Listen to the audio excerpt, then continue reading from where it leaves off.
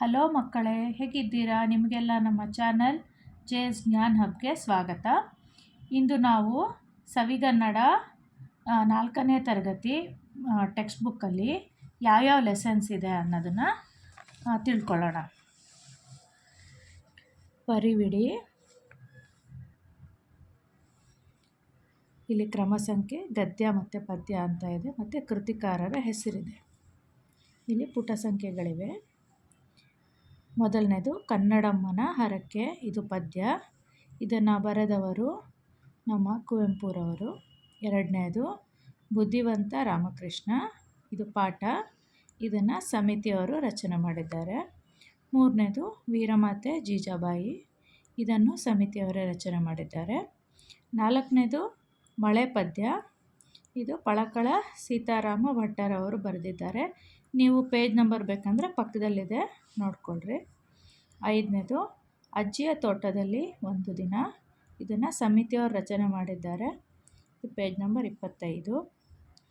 ಆರನೇದು ದೊಡ್ಡವರು ಯಾರು, ಸಮಿತಿ ರಚನೆ, ಪೇಜ್ ನಂಬರ್ 39. ಏಳನೇದು ಬೀಸೋ ಕಲ್ಲಿನ ಪದ, ಇದು ಪದ್ಯ ಆಗಿದೆ. ಇದನ್ನು ಜನಪದದಿಂದ ಆರಿಸ್ಕೊಳ್ಳಲಾಗಿದೆ, ಪೇಜ್ ನಂಬರ್ 46. ಎಂಟನೇದು ತಾಯಿಗೊಂದು ಪತ್ರ, ಇದನ್ನು ಸಮಿತಿಯವರು ರಚಿಸಿದ್ದಾರೆ, 51, ಇದು ಪೇಜ್ ನಂಬರು. ಒಂಬತ್ತನೇದು ಮಹಿಳಾ ದಿನಾಚರಣೆ, ಸಮಿತಿ ರಚನೆ ಆಗಿದೆ, ಇದು ಪೇಜ್ ನಂಬರ್ 58. ಹತ್ತನೇದು ಸರ್ವಜ್ಞನ ತ್ರಿಪದಿಗಳು, ಇದು ಪದ್ಯ. ಇದನ್ನು ಬರೆದವರು ಸರ್ವಜ್ಞ. 11ನೇದು ವೀರ ಅಭಿಮನ್ಯು, ಇದು ಸಮಿತಿ ರಚನೆ. 12 ಪ್ರವಾಸ ಹೋಗೋಣ, ಇದು ಸಮಿತಿ ರಚನೆ ಆಗಿದೆ. 13 ಚಿತ್ರಕಲೆ, ಇದು ಪದ್ಯ ಆಗಿದೆ. ಇದನ್ನು TS ನಾಗರಾಜ ಶೆಟ್ಟಿಯವರು ಬರೆದಿದ್ದಾರೆ. 14ನೇದು ಹುತಾತ್ಮ ಬಾಲಕ, ಇದನ್ನು ಸಮಿತಿಯವರು ರಚನೆ ಮಾಡಿದ್ದಾರೆ.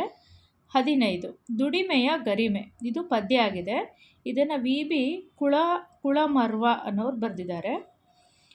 16ನೇದು ಕನಸುಗಾರ ಕಲಾಂ, ಇದನ್ನು ಸಮಿತಿಯವರು ರಚನೆ ಮಾಡಿದ್ದಾರೆ.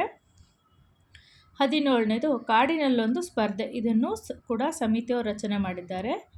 ಮತ್ತು ನುಡಿ ಆಟಗಳು, ಇದನ್ನು ಸಮಿತಿಯವರು ರಚನೆ ಮಾಡಿದ್ದಾರೆ. ಮಕ್ಕಳೇ, ಇಷ್ಟು 4ನೇ ತರಗತಿಯ ಸಿಲೆಬಸ್ ಆಗಿದೆ.